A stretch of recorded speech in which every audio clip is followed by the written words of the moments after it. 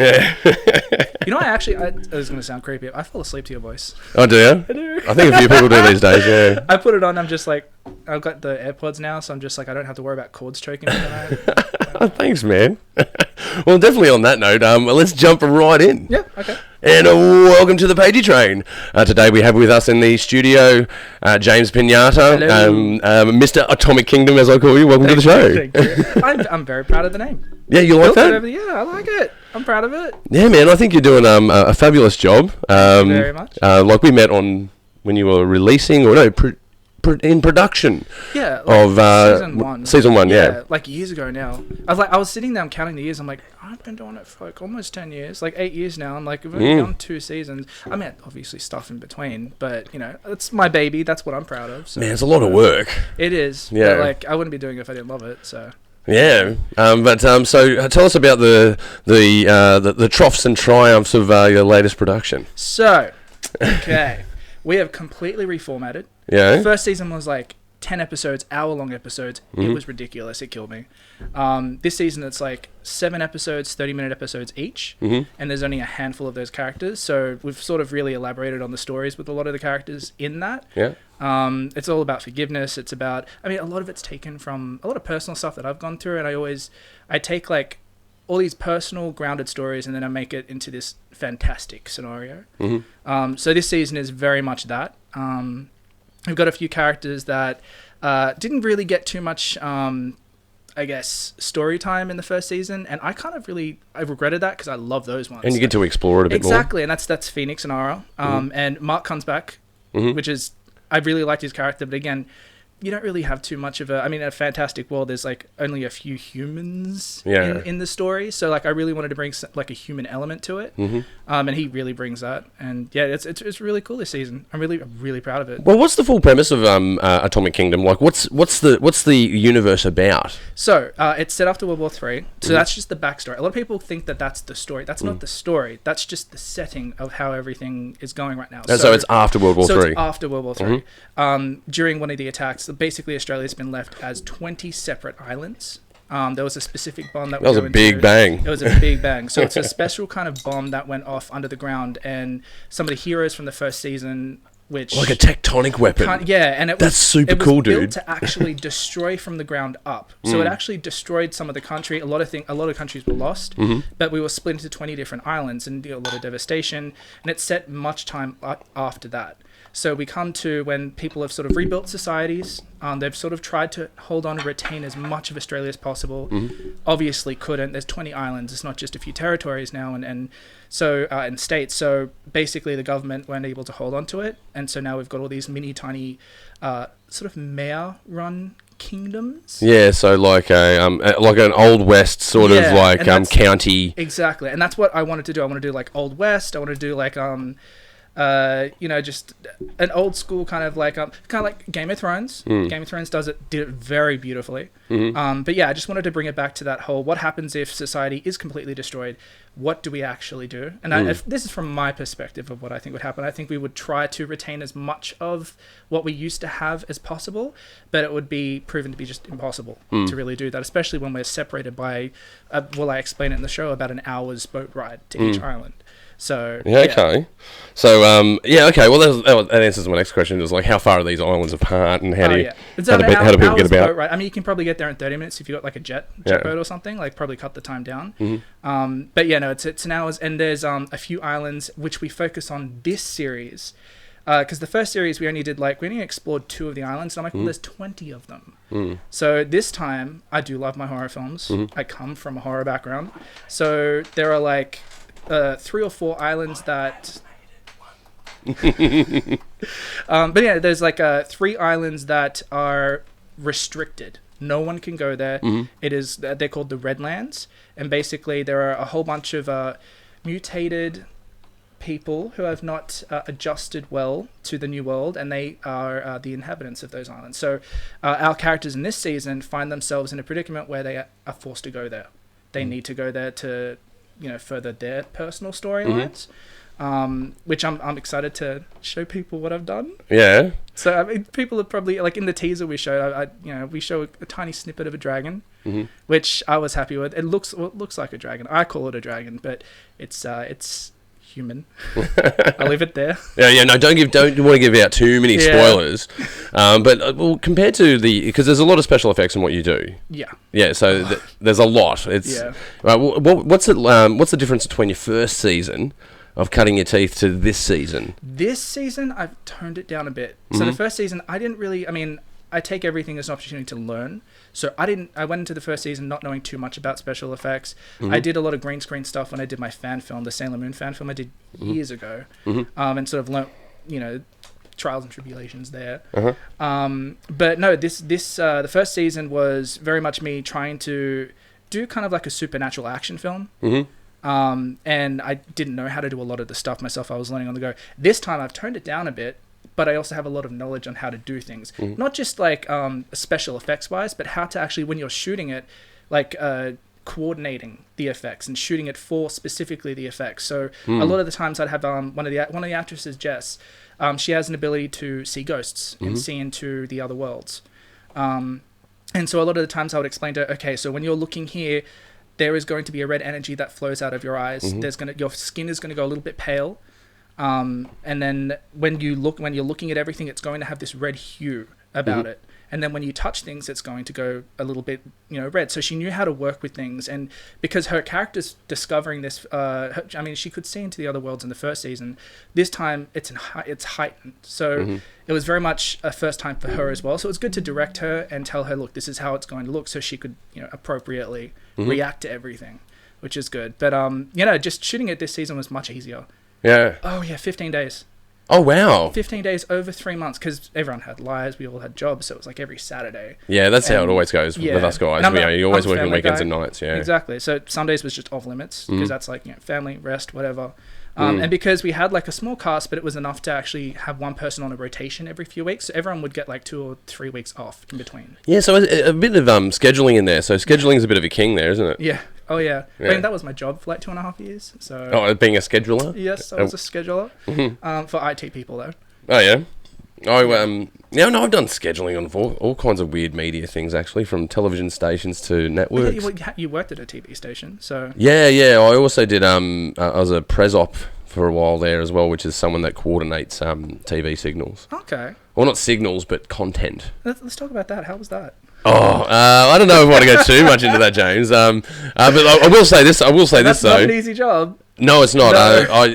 Well, a big shout out to Media Hub, actually. They're a Western Sydney company that manages all of the TV signals for regional TV, like Channel 9, Channel 10, Channel 7, ABC. They do everyone.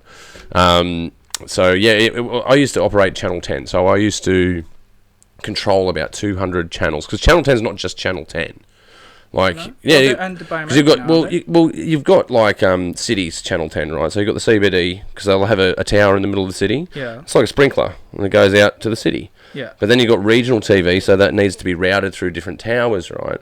And the commercial content, because they sell commercial space, isn't the same commercial content's not viable in Darwin as it is in Sydney. So when their ad breaks are on, they have to have commercial content that's viable for the region. Yeah. Okay. So that's what's recognised as a market. Oh, hence like Win and all those. Yeah, that is. That's exactly it. Okay. Yeah. So there's a whole bunch of them up north. They call it Impala. There's all these different companies that do it. Yeah. But essentially, Media Hub are the guys that coordinate all that. So there's a lot of... Well, say, like, I it runs 24 hours a day, 7 days a week, yeah. Yeah. I knew there was a reason. I just never really thought too much into it. But, it completely makes sense that's why they're there. Yeah, Channel 10's like 200 channels. Yeah. Like across Australia, if you count all the markets and... You wouldn't be, like, promoting something that's in Sydney that's in... bloody Coffs Harbour. That's right. It's still New South Wales. Well, you have regional content, and then you have national content. So national content usually is of a CSA or community service announcement nature. And some you'd have federal ads. But other than that, it's all regional content. I remember when I was doing working for Seven, there would be like times where I'd have to review TV commercials promoting Channel 7 News, and then they would have Channel 7 News for Melbourne, and I'd sometimes get those ones as well to watch. And I'm like, that's not the guy. That's not the guy from here. Yeah, they're all different. I'm like, who are you? Well, that's the other thing the Media Hub does. It coordinates the news, regional news as well, because this is all regional content, but it's all going out the same pipeline. Yeah. So it has to be managed. So it has to be, that content has to be managed. It's like working in a digital factory. So you have a conveyor belt of content coming up, and you need to make sure that it's sorted into the correct... the right people. Yeah, going to the right markets, yeah. And the most important thing they do is to make sure that the content's going to air. So they're monitoring it. So everything that goes to air has been watched before, and it's watched again as it goes to air. So it's a cool job. Like, you can have... When you're doing a sports event like the cricket or State of Origin, you would have 1 million people at the end of your mouth. Oh, for really? Sure. Oh, yeah. Yeah, wow. You're dealing with massive markets. You would have a lot of eyes on. I think when I was at 7, that was the stop before that for me. As in, like, I was working the group that would look at it and send it to those people. Yeah, so that's ingesting. That's ingest, yeah. So I was doing that. And so I never really... I've been an ingester as well. Yeah, it's... Great job. It's good. It's a good job. You watch everything. I think at some points, they even, like, allow you... I mean, I don't know how much I'm allowed to say, but, yeah, they allow some people who do ingest to cut together some promos, some test promos to show to the main boss, and if they like it, then they might use it, or they might give you an opportunity to do it, like a junior editor role. Yeah, it gives you... Well, it's good that... Yeah. Stone, definitely. It's good that they do that. Like, I've worked with promo producers as well, and being a promo producer myself, you make content. I've even done voiceovers for promos that have gone to air, which are great. Yeah. It's a great feather to have in your cap. You've got a good voice, though. You've got a good voice. Oh, thanks, man. I have multiple though. I have multiple voices. What voice did you have? as an aspiring voice actor? Well, the main one I do is the American movie guy. You know, and I do that for Made in the West as well. I have to hear that now. You know that, right? Yeah. It's the Atomic Kingdom, one man, one desire. Soundbite taking that. Yeah. So that's the American guy, but I'm doing a voiceover for a film that I'm working on. Big shout out to Maria Tran, actually. Yes. Working on a film with her, and I might be doing one of the voiceovers for that film. Nice. Which is a computer Siri thing. So nice. Yeah. So I've got to be a computer Siri guy. I am computer. You know, so nice. That was good. Yeah, so I do characters. I do some characters. I like voice acting. That's something that I've kind of wanted to do as well, and I that is on my CV. I've done like 1 or 2 things. I was a voice in what was it called? H2 Owned. It was an indie game. Yeah, okay. Like a couple of years ago. I was a voice of like a 10-year-old little brat that was squirting people with a water gun. Like how do I do the voice? Ha! Got you. Yeah, it was that's pretty good. Really ridiculous. My voice is really crap right now, but yeah, no, it was fun. I'm really interested in doing that, so I think that might be something I'm going to start pursuing a little bit as well. Yeah, well, for me it was something that was natural. Like when I was in the schoolyard, even in primary school, I would do all of the cartoons off the television. Like before my voice broke, I could do Bart Simpson to a T. Okay. And I used to impress kids on the like an impressionist. Yeah, but you'd make people laugh, and you know I was a bit accustomed to a little bit of bullying back in high school and primary school. But a way I'd get around that, one of my evasion techniques, if you like, is to make people laugh, and you can do that with a voice. One I do is a chickmunk, and in primary school when you can make a chickmunk swear, it's funny. Yeah. I don't know. I haven't done my chickmunk in a long time. Yeah, because you know I was looking at you like, please. You're gonna do it. I gotta do it. I can do it. Totally do it. Well, I've got it going on. I've got a total going on, motherfucker. I enjoy it. So when you make a chickmunk swear, it'll make people laugh, and then all of a sudden you're not viable to be punched. You know. No, that's fair. Sadly, I didn't have. I mean, I was a big kid in school though. I was tiny. I had when I was 14, I had these 20-year-olds ask me to go in the bar and buy them beer, and they shat themselves when I said I was 14. They're like, "You're 14?" I'm like, "Yeah, I am." "Yeah, I am." They're like, "Really?" Jesus. I mean, the minute I stayed quiet, because the minute I opened my voice, people knew, oh, he's a softie, we can go for him. Yeah. And then I learned how to actually fight, so then people stopped. Yeah, no, when you learn how to handle yourself, people leave you alone. It sounds worse than what I'm making it sound. Like, it happened occasionally. Yeah. But when it did happen, that was one of the things in the war chest. Yeah. You know? I think, when I started high school, no one was really, I never really got bullied. There were some really cruel comments that were made. I had an afro. and it was like I tried to dye it blonde and it went bright red. So I was this big like island kid with a giant red afro. That sounds really cool though. I was asking for it, but at the same time, a lot of people were still. This was 2001, and a lot of people were kind of affected by what was happening in 2001 with 9/11 and everything. So there wasn't so much of a thing. Like it was weird how that affected. Yeah, everybody. okay. But like it was like a ripple effect because everyone was kind of in shock at the time as well. So there was also was a lot of talk about terrorism, and that really became a huge discussion, and everyone was being a little bit wary about that as well at the time. So well, for me, it was my mother used to make my clothes, and people used to because there's no brand names on, and you're just wearing clothes that your mother has made you. I went to school in Campbelltown. At Ed's High School. Understood. But here's the thing, I figured it out by 15 because she was still making my uniforms and stuff for me. And then I can go, well, can you tweak it a bit? Like, move this pocket to there or make the shorts longer. I've got her to make me a really big jacket made out of smiley face material. And then once I... it's kind of like that Eddie Murphy bit where he's like talking about the burger that your mother used to make you, and you're like, I don't want that, I want McDonald's. Oh It's kind of like that when you're first getting these clothes, you're like, oh, these are so dorky. But then I look back at photographs of myself, and I look amazing. Yeah. I look really well put together. I and unique. Our mindsets are somewhere completely different as well with my kids. Yeah, totally. Looking back on that now, I'm just like, what the hell is wrong with you? Just shut up and just take it. It's fine. Yeah, totally. Don't whinge about McDonald's. You had a home cooked meal right there. That's right. Yeah. Like I miss those now. I miss the the mashed potatoes and the dodgy little steaks and sausages. Yeah. I miss that. Oh, there was some signature meals that we used to have when we were kids. It was like curried sausages was a really big one. Spag bowl, always working out the spag bowl, or the mash and lamb, I think it was. Yeah. Mash and lamb. Yeah, because lamb was cheaper than beef, so. Yeah, and that was a bit of a rough part of town, so you walk through the neighbourhood, you smell a lot of curry sausages because it's a cheap meal. Yeah. Okay. That's why I don't know. Maybe that's why I hate onions as well. I don't know. It's all coming together.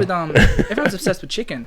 I can't stand chicken. I mean, I love chicken, obviously, but we grew up with boiled chicken because it was just easy to make. And my dad's an Islander, Polynesian growing up, and then my mum's an Aussie, so it would be like a mixture of like boiled chicken and then like sausages and mashed potatoes. So that's what I was raised on. So I miss those now, looking back on it, but because for so many years after, in my 20s, I steered clear completely from them because I was like, I don't want to eat that. It's disgusting. Oh, but I don't know.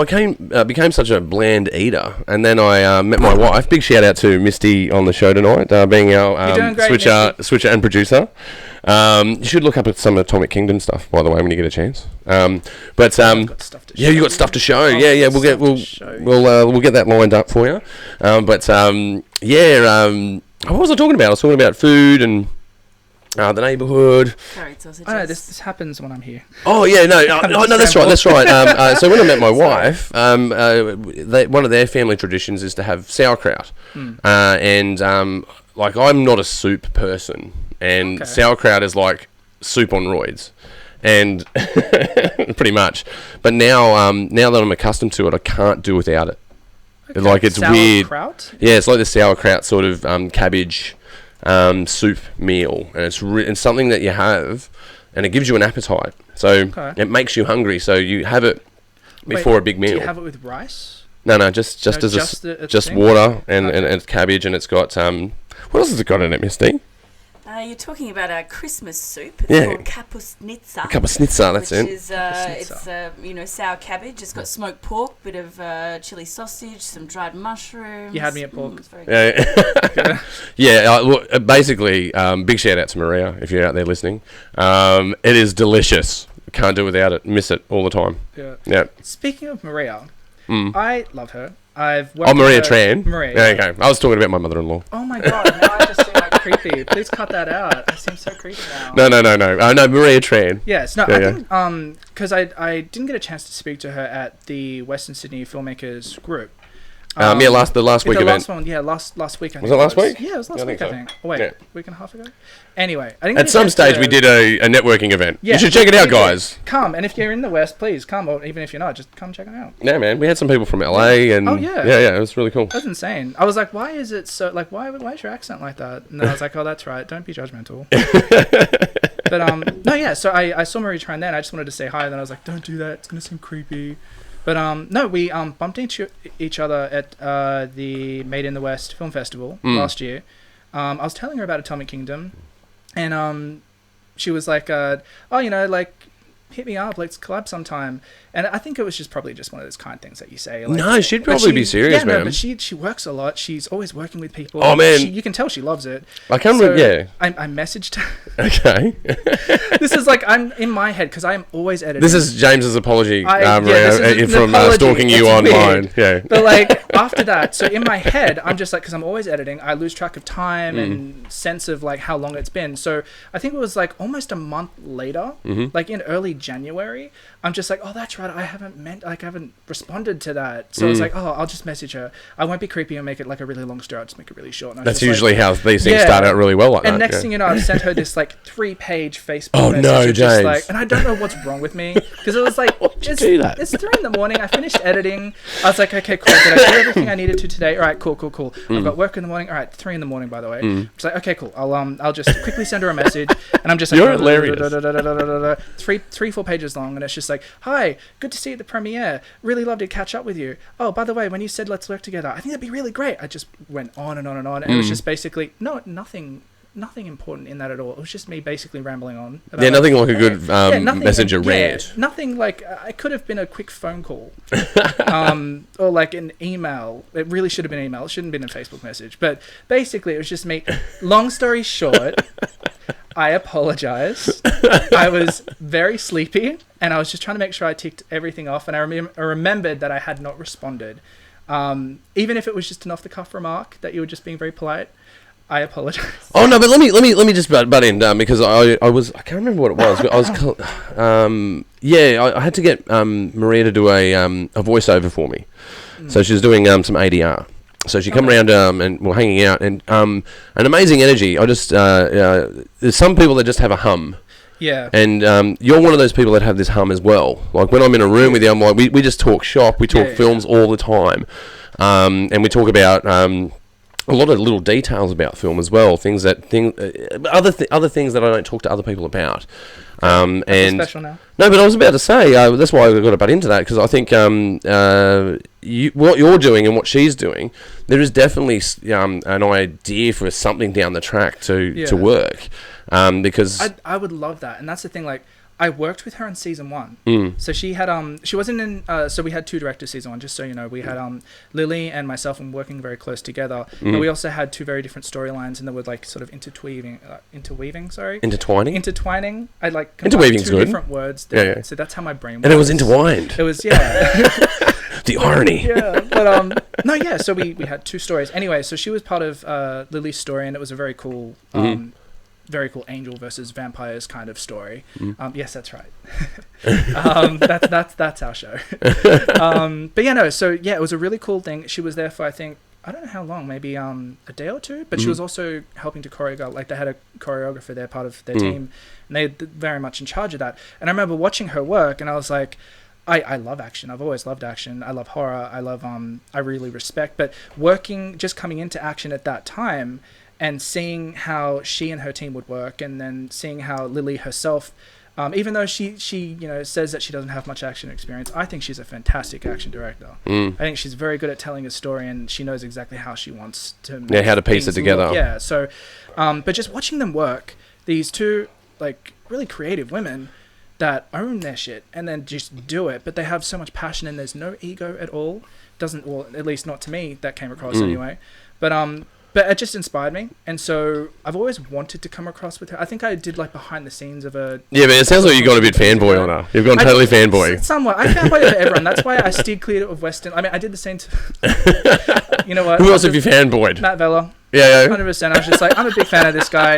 You're hilarious. His stuff is fucking sick. It's pretty I sat good. there and I was like, I forget how I came across it, but I was just going through some Made in the West, and I came across this really cool action. It was like 90s, 2000s sort of really dramatic action, gritty film that he did. And I was just like, I really like this tone. This is so cool. Like, I could sit there and probably binge watch a whole series of this. And then I kind of fanboyed because I was like, oh, he's one of the guys that does this, and he's done that. And then I just took a shot and like added him on Facebook, and then he accepted, and then I was just like, this is why I don't hang out with people, because I just turn into a big geek. Yeah, no, but the thing is, I think you've been too harsh on yourself, man, because the people you're talking about are also big geeks, man. Like, we're all nerds, man. We're like, we're not, we're nerdish and geekish all in the same barrel. Like, we're people that are passionate. Like, could you not do Atomic Kingdom? Like, is there any possibility of you not doing it? Absolutely not. We've even started writing season 3. Yeah, you can't not do it, right? You have to do it. It drives you insane if you don't do it. And when you do it, you feel amazing. Yeah. And the people you're talking about feel the same way about their work. Yeah. And that's the resonation. That's probably why I do that, because you're excited because you're not alone. Yeah, I'm not alone, and that's probably going to go into a weird thing here, but growing up and then getting into the industry and then meeting all these people, and for a while I was in the city, and there's like a lot of networking events around there. No diss to them, they're amazing, but there is a certain warmth and excitement when you meet people and you feel like you're a part of a community, and that's how I kind of feel with the Made in the West group. Yeah, but there's a whole bunch of that's right, because there's a whole bunch of prolific collaborators there, man. Yeah. We're all doing a lot of work, and we're all insane. Yeah, and you sit there stunned, like, these people are really, like, they're awesome. They're just owning it. They're doing it. And I for a long time just sort of felt like, oh, there's not really much point. Yeah, I'll just do it for me. James, I think you have to ask yourself the right questions, bro. I think you really do. I think you have to ask yourself the right questions. Like, what kind of questions? Well, you're saying you're asking the question from the negative. Oh, they would think this of me, and I don't really fit into that. That has been my problem for a while. What I would be saying is, how do you resonate? You're insane. That's how you resonate, because you're an insane person that makes a lot of content. You are right. I need to start being. I do that though, but like when I start fanboying over someone, or when I really start appreciating someone's work, I always go back to me and I'm just like, I wish I could do that, or I wish I could. But really, I guess I should be just like, I wish I could work with them. Why don't I just go over and say hi? Yeah, totally. Instead of just be like, they're totally approachable people. So cool. They're really approachable people. Yeah. But there's nothing wrong with fanboying, man. I've accepted that when I am 80 years old, I will still be a massive fanboy, and it's going to be very sad and creepy, but whatever. That's how the cookie crumbles. That's it. I likes what I likes. So you got some stuff on Atomic Kingdom out there. I think Misty's pulled some stuff up. Do you want to let's roll that teaser and low vol it and see? Would this be appropriate to play? Do we want to play this? 100%. Yeah. And just whack at the channel. A little bit of vols, mister. A little bit of vols. On the channel itself. Move your mouse. No, not that mouse. That one. Yeah, pump that one up. Not working? Not working? No. Oh, no sound. No sound today. It's cool to just look at anyway. Yeah. Visuals. Oh, man, I know one of those buildings. Oh, yeah. That was from WSU. Yeah, because I shot a movie, a sci-fi there for that. There's that big shot of the city with the... This is insane, dude. I think I've been on a podcast with a lot of these people. Probably. Mark's in there. Yeah, Mark. Yeah, I saw Mark in there. Don't watch that one. Don't watch that one. That's my vlogs. I mean, you can if you want to. Go for it. I should promote them a lot more, but it's just me walking around with a camera. But are you doing that all on green screen? No. There's no green screening? How are you going about that? There is two green screen shots in there, but I've learned, again, from the first series, don't overdo green screen. If you can do it practical, just do it practical. But there's ways that I've learned, and this is how I'm going to get really weird into it, but there's things I've learned with green screen, and you've just got to plan the shots. Planning is everything, right? So, for example, that shot where they're jumping off a cliff, we actually shot that on location. It's not a real huge cliff. It's literally just everyone jumps off it into the quarry area. It's just probably from there. So it's a drop in the water. It's just a drop in water. Yeah. So we just had them there, and then we had the green in a little factory that we filmed later. It was just basically green on the floor, and they were just standing, and then they just took a jump and then laid down. Yeah. So we literally shot every single shot on location, but just that jump part was the green screen. And then even when we were on location, I filmed from a drone the actual thing. So normally what I would do before is I'd try to make everything green screen, because I think that everything should just look... that's why I was asking you before, the leap and bound between Atomic... And don't get me wrong, when you were showing me Atomic Kingdom 1, I'm like, man, we got to get this on TV. We got to get this done, right? Name what you need, man. See what we can do. Yeah. And and I know that you would have learnt from that because I've done a lot of green screening since we've had that discussion 8 years ago, and I've learned so much more about it, about how to contrast it and how to use it as little as you can. Yeah, and that's the trick. You don't use the green screen for large amounts of time if you can get away with it doing it, live action. Like I've learned, the little you show, the more impact it has. And so I just didn't want to, like this season, there's probably two green screen shots that I remember in my head at the moment anyway. There are only 3. I lied. Someone was in a car and it was being blown up. But no, there's silly. So you didn't actually blow up the car? No, well, no. For legal purposes, no. Yeah, for the sake of this conversation, no, we did not blow up a car. It was totally effects. It was completely. It looks really cool. Yeah, I just suddenly got really, really good at those particular effects. Yeah. We use very little effects in this. When we do, it's very well choreographed and isn't over the top, kinda. Okay, so you're going to cliffs, you're flying drones, you're going to factories, laying out, a green screen on the floor to, doing special effects on cars. That's pretty insane, dude. That's the thing. I try not to think about it that way. Because last time I did that and I thought about it, I'm like, I'm doing all these effects. And I rented a factory before and then had these guys on actual, professional wire. I forget the term of it, but... these guys doing wire work, literally, and wire work takes ages. It took 4 hours to set it up because it's not just getting them up in the wires and getting it. No. They're guys in wires flying around the room. That shit needs to be safe. Yeah. A large part of it, they set it up, and then it's like an hour and a half or 2 hours of them literally just checking to make sure it's safe, making sure when he's being ratcheted back that he's not going to hit anything, that everything's all secured, he's properly set in the harness, that it's not going to snap his shoulder or something. You know what I mean? Yeah, there's a lot of checks. A lot of checks. And again... And so should there be, man. It's dangerous stuff. Exactly. And I mean, there's like one of the guys said, there's no safe way to do a stunt. That's why it's called a stunt. But there's ways to get less hurt. Yeah, and so it's fun to direct though. Yeah, it's a big buzz to direct. I took a little bit of a back seat for that because again, not an action director. I would love to be at some stage, but there's so many elements that come into shooting action, and I think that there was me trying to get the story and making sure the shot looked cool, but then also there's me trying to do the effects and being like, okay, it needs to be like this, and it needs to be lit that way because when we cut to a reverse, and then there's also the camera guy who's like, okay, cool, I need to make sure that an angle looks good because it's not going to work if he's going to be ratcheted back. I need to make sure I get him flying because otherwise what's the point? And then there's the stunt team who have to make sure it's safe, make sure that we can do it in time as well, make sure that what I'm asking them to do, which we discussed beforehand anyway, but is possible to do, and make sure they can do it safely for the guys. Yeah, totally. So, it needs to be achievable without injury. Yeah. And then I think one of the guys was like, he'd done ratchet stunts before and he got pulled back, but this particular one, there was like a specific way that he had to swing at the end and he had never done that. But the other guy who was riding a bike for us that day, he was a stunt guy, he stuck around, was helping with everything. He had experience doing that because he does acrobatics and stuff. So they switched out and it was safer for him to do it. So it's all those little things that I've got so much respect for action. So much. There's so much that goes into it. And I don't know, I love it. I think it's something I really want to get into a bit more. Yeah, for sure, man. Sure. That's also... I've only ever done minor stunts, though. Like, really? Breaking things over people's backs and, throwing them into pits. Like breakaway glass and stuff, right? Or... Yeah. Well, no, it's in the studio here. You see that toilet seat? So we had a scene. I had 3 toilet seats, and we got it on the second toilet seat, I think. Nice. So you get the actor or the stunt person to wear body armor. But they just got their clothes on over the top, and like a safety vest or something. Yeah, and it's like little solid plastic bricks in there. Okay, yeah. So you just hit them as hard as you can with anything, really, because that doesn't affect them. But you just make sure you could hit them in the right spot. Do they use that for when they do falls as well? Yeah. So you'll see it in movies a lot where you'll actually see some actors will do their own stunts. Obviously, a good example of this is a little bit of a mistake in Casino. You ever seen the film Casino?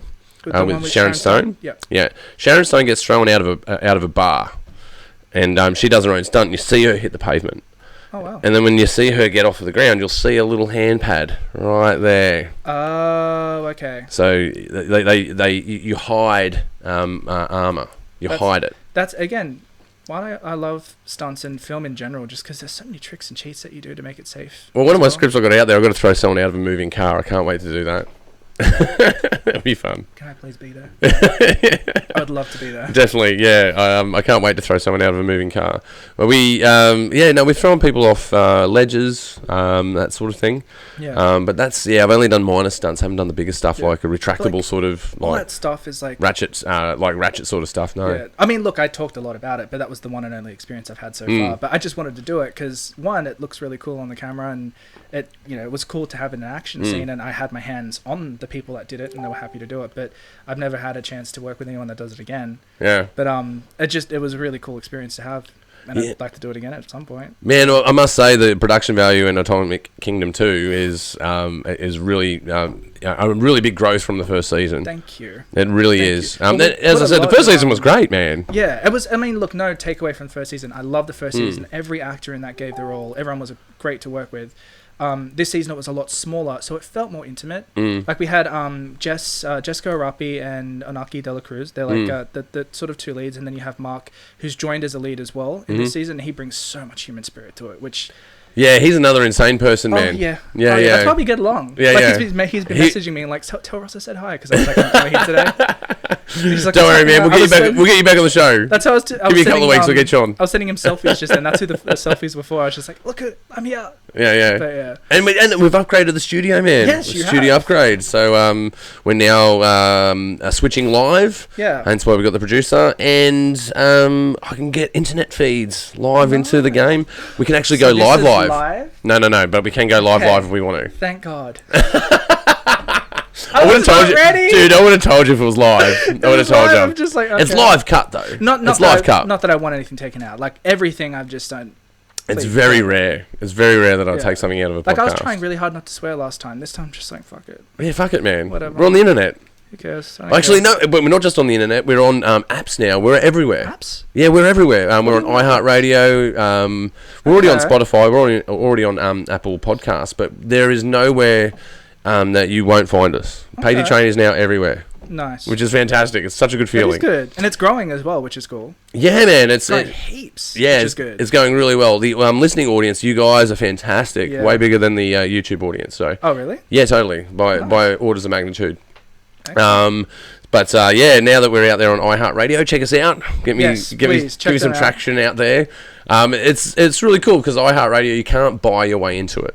Like, oh really? It's not like that you pay a fee and then they'll put your stuff up. Yeah, so subscription-based aggregate companies will get you on platforms. Yeah. I'm not on a subscription-based one. I'm on a Creative Commons, which is Anchor. So big shout out to the guys at Anchor. Nice. So they will distribute you to most platforms. Okay. And it's not really difficult to do. Getting a YouTube audience is really hard to do. Yeah. That's a very difficult 100%. challenge. And so Spotify will take off really well. So I recommend if you're budding podcasters out there, get yourself on Spotify through whatever aggregate site that you can.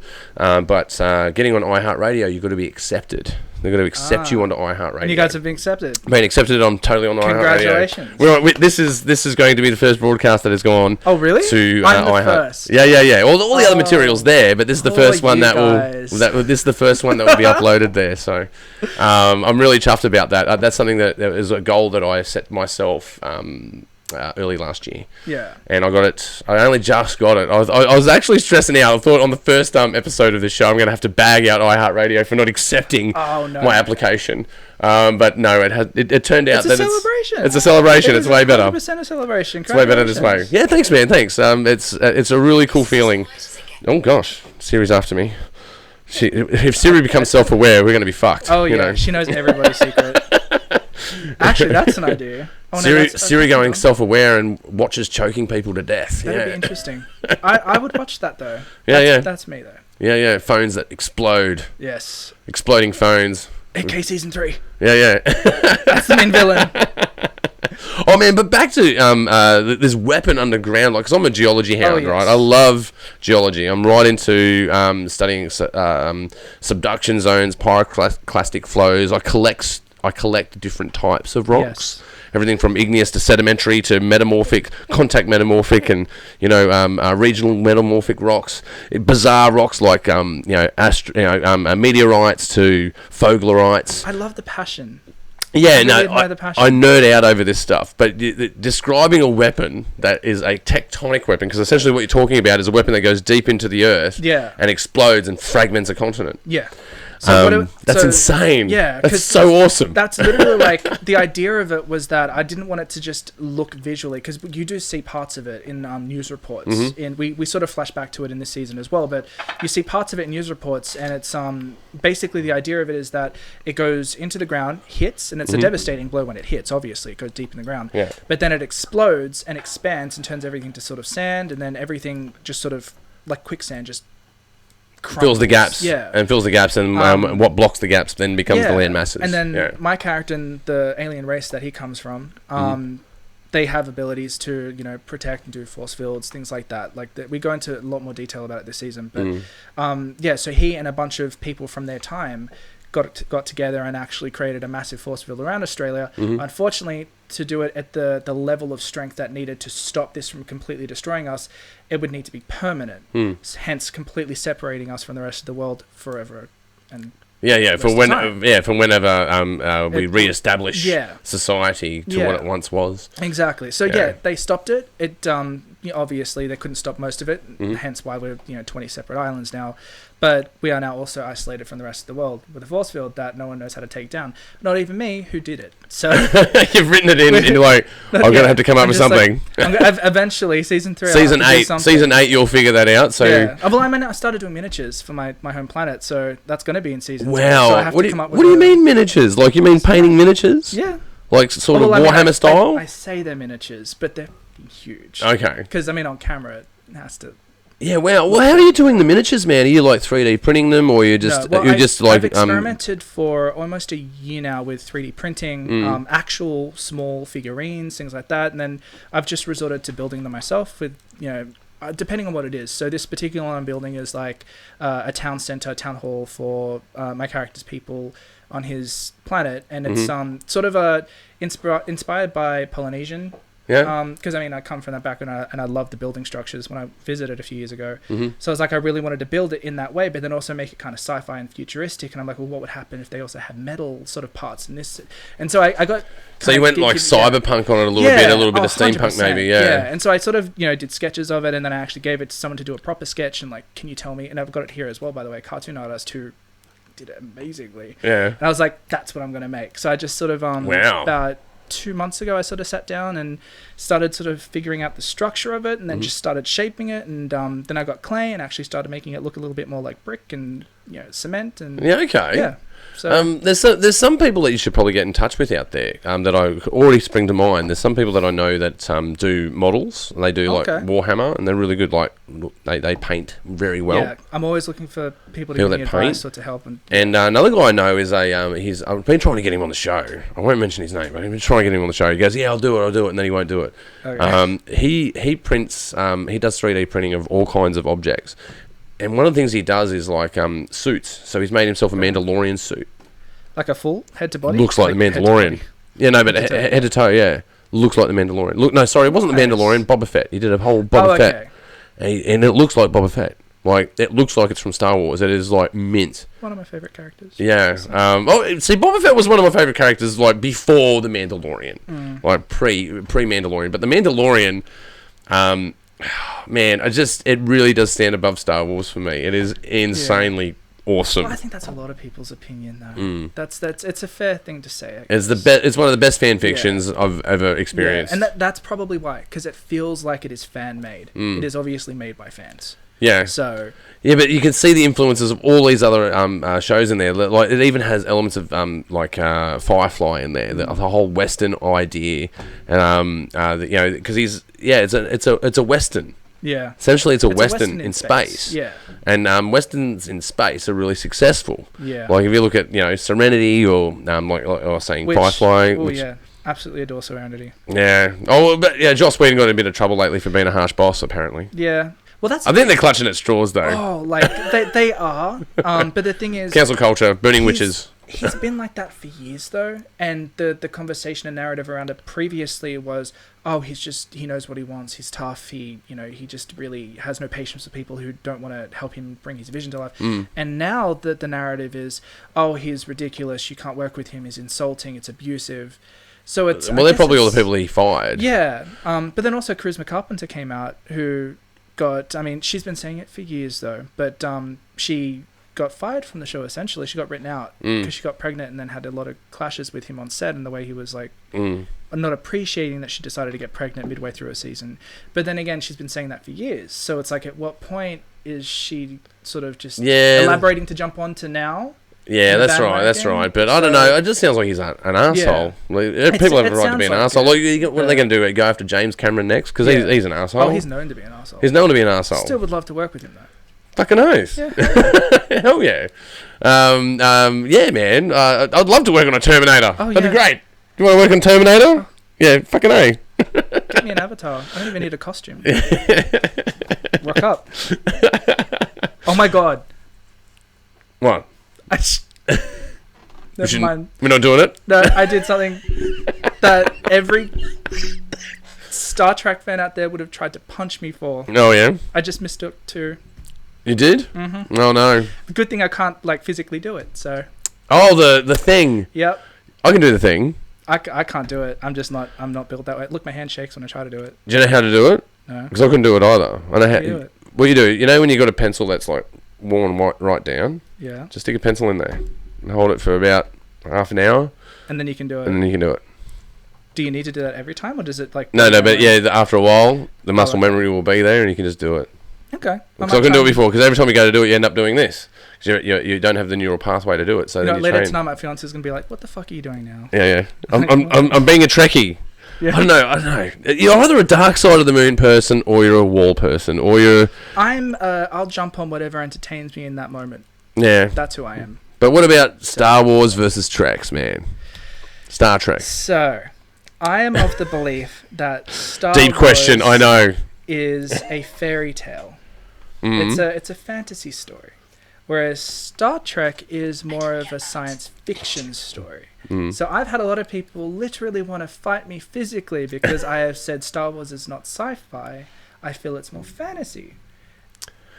It is a little bit more fantasy. I present to you Jar Jar Binks. Yeah, that's pretty fantasy. Sound in space and whereas Star Wars is, obviously it's well, Star Trek didn't do no Christmas special. I can tell you that. Yeah, exactly. So you know what I mean.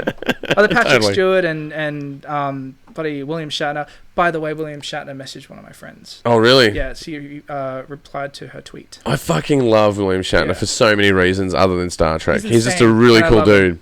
I saw him in an interview once. Someone went up to him and said, "You're one of the best American actors of all time," and he goes, "I'm Canadian." Fuck yeah, Will Shatner. I love that. In Fight Club, they'd say, "Who would you fight?" And I would fight Will Shatner because I reckon he would really put up a good fight. Oh yeah. Yeah, I reckon he would kick my ass. Yeah. He seems like a really cool guy, but also he seems like he will not take your shit. No, he wouldn't. He would not. He would just call you out and then just throw you down. So yeah, I reckon, and that's why he's the Kirk man. Yeah, 100%. But I don't know.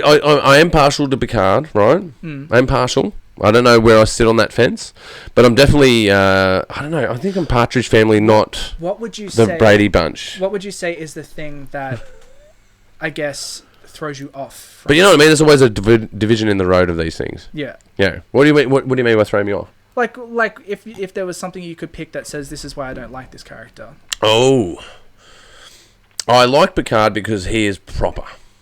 Oh, okay. Very. Yeah, he's very proper, educated, knows what he wants, cares and he had. But the thing that is the relationship between Kirk and Picard is their willingness to bend and break rules for their followers.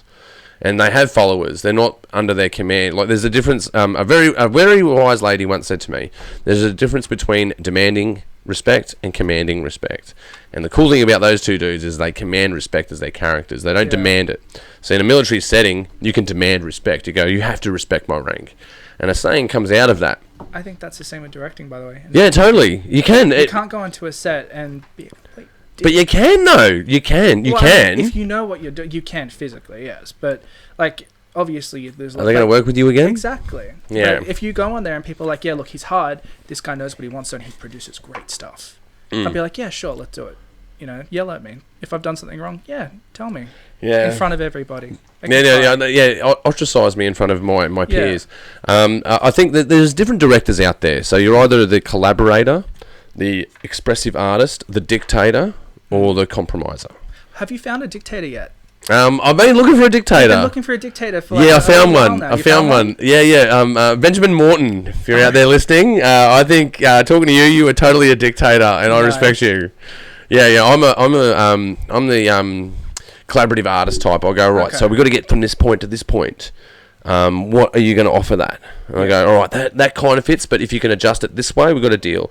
Because all of us are elements of all of those things. There is a dictator in you. Yeah. Because you go, well, I want this product, and I'm going to go out and get it. Yeah. Well, so, look, if you're a director, at some point, you're going to be a dictator. You're going to be a dictator at some point. Yeah. But whether that is the horse before the cart, that's another thing. Yeah. So there will be a point where, and if you ask my crew, they'll just go, he'll just dig his heels in and go, Vito, I don't give a shit what you think, we're doing it. Yeah. Right, I do that. I do that. I just go, nah, we're doing it this way because I've made that decision. Yeah. But I'd say that's probably 30% of the time. I think 60% of the time I'm the negotiator. Yeah. I go, what about if we do it this way? I was thinking a lot about that. The last time we spoke, and you were like, you know, do you consider yourself that? And I was like, no, I'm not. But like thinking back on it more, I'm like, I'm sure there are moments where people have just despised me. Yeah. I'm sure. I'm sure there is as well. I'm just like, I'm sitting there and I'm like, no, there's a few times where I've like people like, are you sure you want it this way? I'm like, yes, I want it that way. You can't do it that way. Well, that's how I'm going to do it. Yeah, I have terrible phrases. Like I will say something like, I'm going to say this one more time, and like, when I find myself saying these phrases, I'm like, ooh. You're on the line. Yeah. I'm approaching the line. Yeah, if you ever say that to me, I will know to be like, oh shit. Yeah. And when I gets past that again, though, I'll go, this is the last time I'm going to be polite about this. Ooh. And that's heavy. Okay. Like I've just told you. I'm not going to tell you again. That's nice though. Yeah, but that's professional. But it's like this is all I got left for you. Yeah, this is it. We're at the end. I don't think I have one, to be honest. Yeah, I've been there a couple of times. Crap, I don't even know. I've got 2 switches really. But even 90% of the time, it's like it's all cool because you've already auditioned people and you already know. Yeah, you'll fit that. You fit that. And I think sometimes it might be crew because it's an indie filmmaker. Sometimes crew. It's crew. You have to just it's definitely crew. To get crew to jump on, and then it's like, oh, my friend said he's free. Come help out. It's like it's definitely crew. Oh yeah. Yeah, it's definitely crew with that. But 90. Yeah, again though, 60 to 90% of the time, it's all cool in the hood, depending on the project. And yeah, I'd like to be the collaborator, and I like that moment where all of your vision comes together. Yeah. All of you, everyone on set has the vision. Whoever it's driven from, because sometimes it's driven by an actor, sometimes it's driven by a director, sometimes it's driven by a cinematographer. Like someone has the helm at some point, and that helm is moved between everyone. Yeah. And when that all works, it is such a good feeling. Yeah. It's amazing. And that's because everyone has such an important part. Yeah. As well. Like that's, I mean, they're validated. I'll take it back to aka season 1. There was a scene where I was stressed out of my mind and I'm directing myself because I'm acting, and in this scene I'm crying against a giant green screen in a public park, and we had Luke Walker standing by with his camera. Big shout out, Luke. Oh, is there a set that you're not on? I don't. Yeah. Well, we had a meeting with him like a month ago as well. Look, we're gonna hopefully do something in a few months' time. So yeah, I'm gonna be shooting a movie with him soon too. But you know, so I'm standing there in a park, right, and he's standing there, and the fact that I could trust him to just film me and he knows what he's doing, and trust that he also, like, there's sound as well, I'm mic'd up and everything. Because I knew that those functions were working, I was able to stop panicking as a director, as an actor, and be like, okay, just fuck it, just shout action and just do it. And then even then, he offered to shout action for me. I was like, thank you. Because for some reason, people have a weird thing about not doing that. No, it's about the right. No. Well, yeah, it's funny you bring that up. It's a social thing. Yeah. It's a social hierarchical thing. Yeah. It's a pecking order thing. Like, I was on a set once. I won't say you have to tell someone. This comes up all the time. But I had prosthetics on my head because I was getting shot in the head in this feature film I was in. Yeah. And this guy, I don't know why he did it, but he told us after that, oh yeah, no, that's fine. You can go get everything. It's a wrap. And I was like, okay, cool. Like usually it's the director. I was like, okay, you were just. Oh, you weren't rapped by the director. No, oh. He was just talking to him, and then he came over and said to me, "Oh, it's a rap." And I'm like, "Oh, okay, cool." So I walk over and I'm just like getting can't do that. Prosthetics off and everything. You can't do that. And then I just hear this shouting, and again, I won't say who it was. I'll tell you after. Yeah. But there's this shouting, and then they hadn't finished. They didn't get the shot. They needed to do it again. Yeah. And so I had to sit there, and they were trying to rush to get these prosthetics back on my head because that's the bullet wound in my head. Yeah. Spoiler, I died. But yeah, but you've gotta. Oh, that's why the director stands up in the middle of the crowd and says, "That's a wrap." That's the point of that process. It's because it's a protocol. It's not a courtesy. Yeah. Because there's a tie between a courtesy and a protocol. There, it's a protocol for a reason. Yeah. Same with action. Action is a protocol. Because then when they say action, you have everyone shut the fuck up. We're working. Exactly. And the thing is, I realized after, I'm like, well, they had to pay money. Because, when I started producing my own stuff much later on, years later, I realized, well, they had to pay because we stayed back an extra hour. So they paid for an extra hour at that location. It was in a dungeon location. So they've had to pay for an extra hour. They've had to pay, for some of the key crew to stay around for that long. Some of the actors were getting paid as well, I think. I'm not sure. But so it's a lot of time and money. And people had places they need to go. People had family, so they had to call and say, "Hey, I'm going to be an hour so late." Yeah. Luckily, I just lived down the road, so I was just like... Yeah, but with the rental of the place, right? Yeah. It might be a deal where they go, if you have it for 5 hours, it's this cost. And if you get to 6 hours, you may as well have it for 10. Because you're paying for 10. That's how deals work. Okay. Sometimes it doesn't. It's not just an extra hour. They go, no, that's a full day now. Okay. Where if you passed into 6 hours, it's now a full day because you booked me for half a day, and now you've exceeded half a day. Now it's a full day. Business. That's how it works, man. You got to read the fine print, man. Yeah. That's why these things. That's why those protocols are important. Yeah. Yeah, for sure. Speaking of fucking protocols, you know what pissed me off today? What? Fucking Facebook, man. Fucking Facebook. Jesus fucking Christ. Yes, I have so much to say. Jesus. What the fuck? Dude! I get it. I do get... Well, sorry. I shouldn't say I get it. I get what's happening. What I understand of it, anyway. But the thing is, right, from what I understand, it was the legislation... Getting another beer for this. The legislation that was apparently passed, I'm not sure if they haven't passed it yet. They haven't passed it yet. But what they're, putting forward is that the government, the news companies, registered news companies will be granted exclusive access to the back-end data so that they know how to work with the algorithms on YouTube and posts on Google, so they can have all of their news products put forward. But then a lot of people in the YouTube community were throwing up an arms because they're like, well, so you're getting access to my data, so you can put your stuff before mine and cancel my voice out. And there was so much concern about that as well. But then also there was another part where it was like they were asking for much more money than what a lot of people felt they were worth. I think that's what it was. Like they were asking for $600 million or something. No. Something like that? They come to a $30 million agreement. Oh, okay. Right. So let's put it into context. That's the Google deal. Google's worth, I think... They're $200 billion. $200 billion. Wait, they were asking for or what they're worth? No, they're worth $200 billion. Okay. I think Google has $50 billion cash in the bank. They that's just the money in the bank. That's their savings, right? So what's $30 million of $50 billion? What? You're asking the wrong person. But it's like, what is that? Can we do? What is that worth, Misty? Can we have a look? How much is Google worth? Yeah, how much is Google worth? Oh my God, that can't be real. That's not a number. Was that $1 trillion? That can't be right. That's $1 trillion. It was. They're worth $1 trillion. Okay, so. Okay, well, I don't really understand why they weren't willing to. $30 million. But I mean. $30 million is a hamburger to them. Yeah. Right? It's it's nothing. Like they don't care. With Facebook, it's not about the money because it's about ideology. What's the pay for though? What is that? Because essentially, what they're doing is they're making content and then they're reappropriating that content as an aggregate company. So they aggregate all this information and then they put it out for Google search. And what the News Corps want is a percentage of that advertising revenue. Okay. Makes a little bit of sense. Yeah. But the other side where I don't see it making sense is if you want a YouTube channel, go get your own fucking subscribers. Yeah. If you've got a product to sell, surely it would sell. Yeah. right? So there's a free market idea in there. But I think the funny thing was Morrison came out and said, we can't have a billionaire controlling the world. What he should have said, we can't have a young billionaire controlling the world because he's working for a billionaire. So it's all about Murdoch having a hissy fit, right? Murdoch's had a hissy fit going, well, we don't sell papers anymore.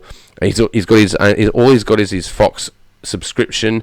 He sold Fox to Disney anyway for $67 billion. That's who people should be looking at. Yeah, but here's the thing, James. Follow the money. Just follow the money, man. They'll answer your question. So I've been talking about this for a long time. If you watch through the Pagey train, I bring this up a lot. I know. There are two forces out there. There's the oil oligarchs, if you like, the people that control the energy, the coal, the people that have these physical assets, and there's these people out there that have these digital assets. The new mining isn't gold; it's people. We mine people. We mine what they want. They know more about you than you know about you. Yeah, they will know what you want before you want it. That's how good it is. Pop up on my Facebook page. I'm like, I know. I go, I want that. And when now it's so good now that you look at stuff where you go, I didn't even know I wanted that, but I want it. Yeah. So they know, what I've learnt from that is they know more about me than I know about me. Yeah. And at some points I had to sit there and try and learn how they're doing it so I can understand. Because it just feels weird that it just pops up. I'm like, oh, and then I don't know how they found that out. But I'm just like, well, how do you know more about me? I should know more about me. So let me go and look into how you figured me out. Because I'm still trying to figure that shit out too. Yeah, so that's it. It's like, but they know your whole life story before you. Because they know what your next desires are going to be in the next decade as you mature. Yeah. And it's the same, like, because there's a difference between being in your 40s and your 30s. There's a difference between being in your 30s and your 20s. Yeah. And there's certainly a difference between being in your 20s and your 40s. Oh, yeah. So these are different markets. I think that's what they part of the legislation was that they wanted to access the data so they can understand how to reach their target audience. Yeah, but they feel left out. But what some of the concerns were that people on YouTube that have built their little independent news channels up and got so many subscribers. By the way, a lot of like Channel 7. By the way, subscribe to the Pagey train. Oh yes, please do. But a lot of the news pages, they've been muted. Like they don't allow comments on a lot of them. We've been muted on Made in the West. Oh really? Yep. Because we have a blog that we source from our site. Therefore, we are news, and we are being classified as a news site. That's the other bad thing. It was such a blanket rule. Yeah. So many people that were unnecessarily affected have been affected. I've sent a letter to a member of Lindsay. Yeah. By some strange chance, if you're listening, I've sent a letter to you, which was passive aggressive and intended to be so, but also polite. We need help on that. From her side, she'd probably understand the fact that you have an upset. business that you're running, and you're rightfully upset. We run a social media business, and we've just come through COVID, dude. Yeah. Like we went from like nearly packing up our tent to winning to this. Yeah. All because of a millionaire wants to protect a billionaire's interests. Yeah. So I'm upset with the government because of the decision and the lack of consultation that they've had between these industries, and perhaps even their reasoning behind that. I don't pretend to understand that, but the other side of it is ideology. Obviously, Facebook has an ideology about this. It's pocket change to them what they're asking for. Yeah. So I wrote them a message today. I apologised to Facebook today. Really? Yeah, because when they brought out their publishing tools, man, do you use Facebook a lot? Yeah, from a business side of things. Somewhat, yeah. They have publishing tools, and publishing tools was a pleasure to use about 3 years ago. You'd go through it, and you would schedule your posts. You'd then promote certain posts, and it was actually fun. It was a fun process, and then you watch your plan unfold. If you ask questions like, how's Made in the West really successful? It's not just the successful team that we have. It's our application to the internet that does it. Okay. It's essentially the skill set that does it. It's us understanding the algorithms and understanding the audience, and then which is important to learn. Like if you're going to run a business, you kind of need to know that. And then understanding the publishing tools of Instagram and Facebook are fundamental to this operation. Oh yeah. So we've taken a lot of time to learn this and look at trends and understand methodology. And then to have that all taken away. Well, no. Well, what Facebook did, they upgraded. They upgraded it all, and it wasn't working properly. You couldn't tag certain people, and it was because there's a new software. There's a lot of bugs in it, and I was sending them messages like, You guys have billions of fucking dollars. Get your shit together. I've got a business to run and you're fucking it up. And I was really morose. Yeah. So I apologised to Facebook for that today. I said, I know I was harsh with you guys and you may have been stressed by my candour and tone, and I apologise for that. Well, here's the thing. Sorry, I'll let you finish. No, but what I was trying to tell them is that, in between the government and Facebook, we're just the littlest fish in a really big pond. We are such a small fish in this really big pond, and we are currently a pawn in a game. Yeah. This game, and don't get me wrong, Facebook allowed us to have the audience we have. Yeah.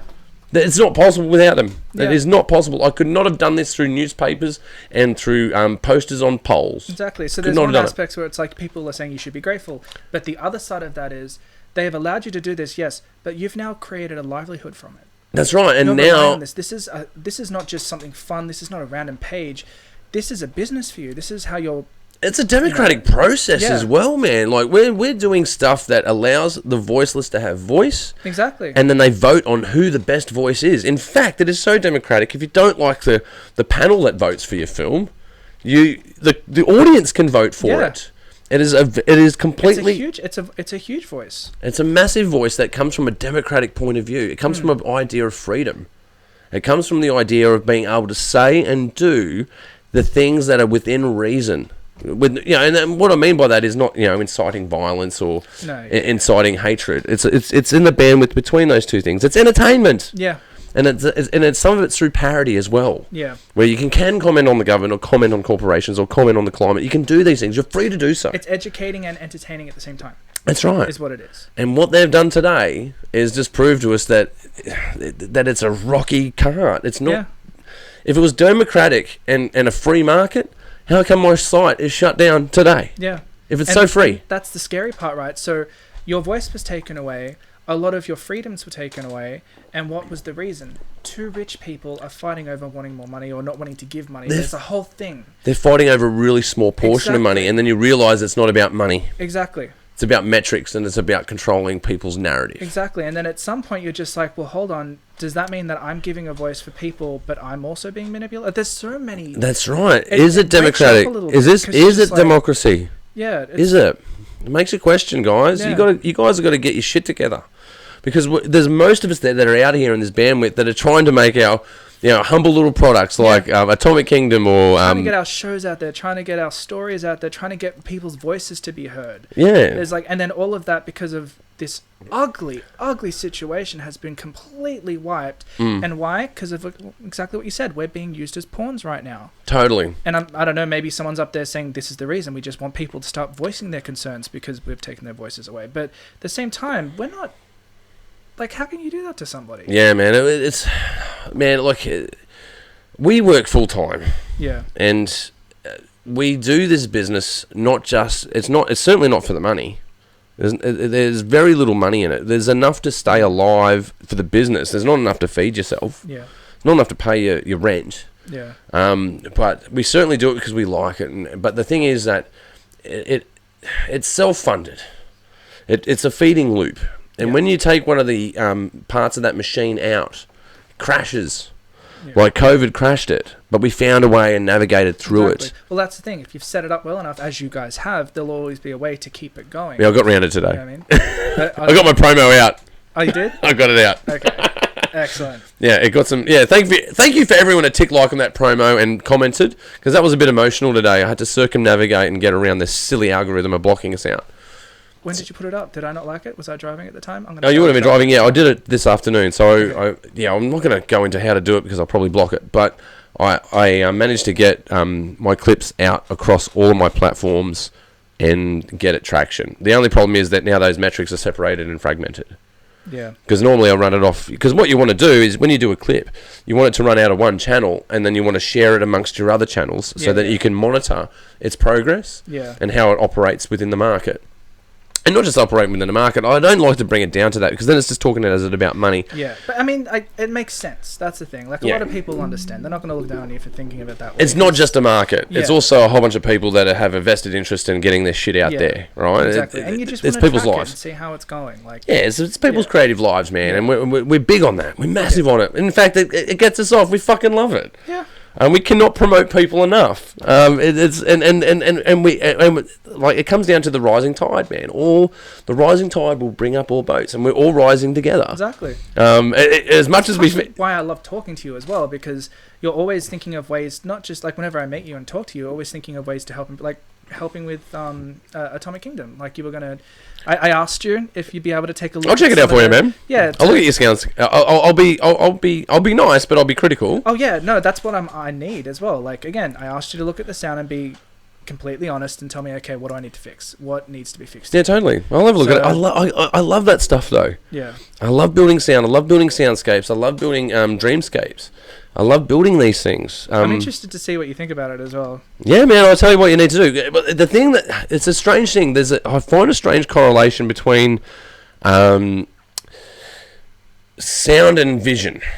Right, so in vision, or lighting, to be more specific, in cinematography. So in lighting, it's not just about what you light; it's about what you shadow. Yeah. The same thing occurs in sound.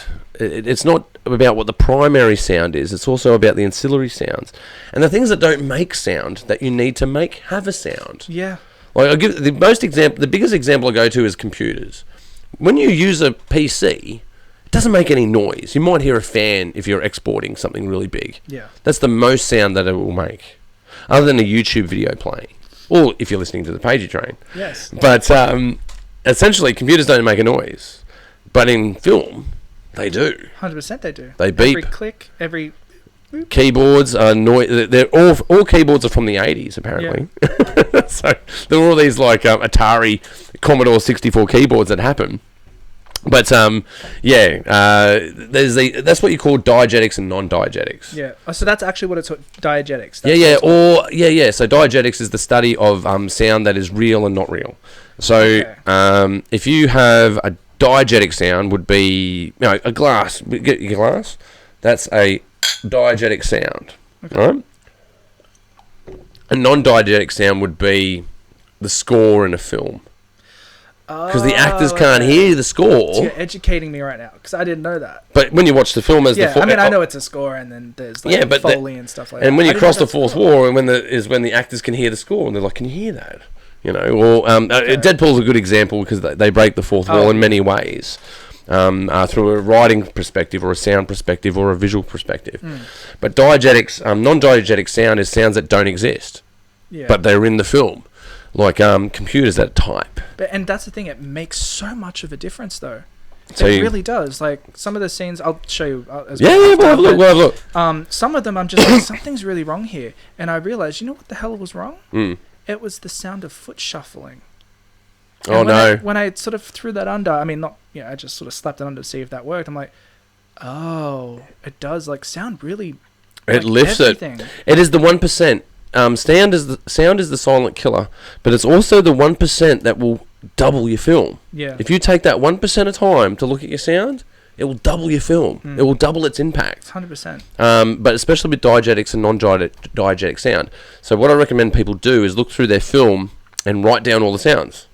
And write down all the sounds that shouldn't be there, if that makes sense. Like when a remote control is clicked on a TV, it doesn't make a sound, but it goes... Yeah. Everything has a sound. Yeah. So write down all the sounds that are there and write all the sounds that should be there but aren't there. Yeah. And then you have a diegetic... Putting a cup on the table, things like that. Yeah, man. And then looking in the background of things that happen. That's the real one. That's the 0.01%. Is the stuff that happens in the foreground. Yeah. In the background. So because we'll do mostly the foreground. So you do a mic tap, right? You have the foreground, but you'll have the background of the chair creaking. And like how loud would that sound? And how loud would that sound, and how would that be EQ'd? Yeah. And then you've got the sounds that are supernatural, like, lasers or things that don't you're gonna exist. Have fun listening to this. That don't make sound. Oh yeah, man, I'm really good at making these things, man. You'll dig it. Part of what I did this season, you'll hear it. A lot of it was inspired by you, because the last time I was here, like a year or so ago... I'm glad to have this effect on people. Literally, a year or so ago, we sat down and you were going through some sound stuff with me, and I was like watching you put some sound stuff in. I'm like, I really should start paying attention to sound. This is something that's been a criticism of mine for years. So that's why this season I did that. It's as important as the cinematography. Yeah, 100%. It is as important. It will tell the same story. You need to be able to remove all of the pictures and the sound to still tell the story. Yeah. Think about it that way. Remove the image, can that story still be told? Yeah.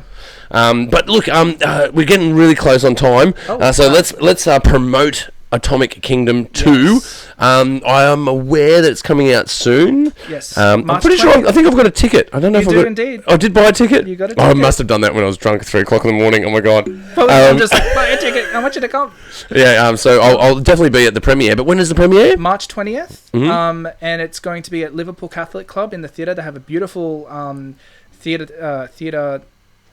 It's a great venue. There. It's a great venue. It's newly built as well. It's the bar and everything there. Yeah, it's quite sort of new tech. Yeah. Oh, it's amazing. I was gobsmacked because I'm just thinking Liverpool Catholic Club. They have a theatre, and I went in there and I saw it because one of my friends was like, "You should have it here." And I just walked in and like, holy crap! It's all rebuilt. It's amazing. Yeah. So yeah, it's a Liverpool Catholic Club, March 20th. Please, if you haven't bought a ticket, purchase your tickets. Only 50. Well, here's the thing. It's supposed to be $15. I forgot that on Eventbrite, there's like a percentage that goes to that. Yeah, we've done that before. And so it's $15.87. 87 cents is a booking fee. Okay, it's a booking fee. So I'm sorry. I should have calculated it. I didn't. Dude, we had someone email us over $1. What was it? $5? It's $5. They emailed us, we're not prepared to pay the $5. It was a $5 event. And then it was like $6.05. They're like, nah. So you said you said $5. Yeah. And it's not an extra now. And so I look, go easy on Atomic Kingdom over the 86 cents. It's a booking fee, people. But totally book it. It's for the 20th of March. Free canapes, red carpet, Get photos. a fucking canapé. Meet the cast. Get a fucking canapé. Chill out, have fun. Gotta fucking be there. It's only going to go for an hour. It's 3 episodes back to back. It won't be you watching the opening credits. We have an opening credits sequence this year. In 1 minute and 30 seconds.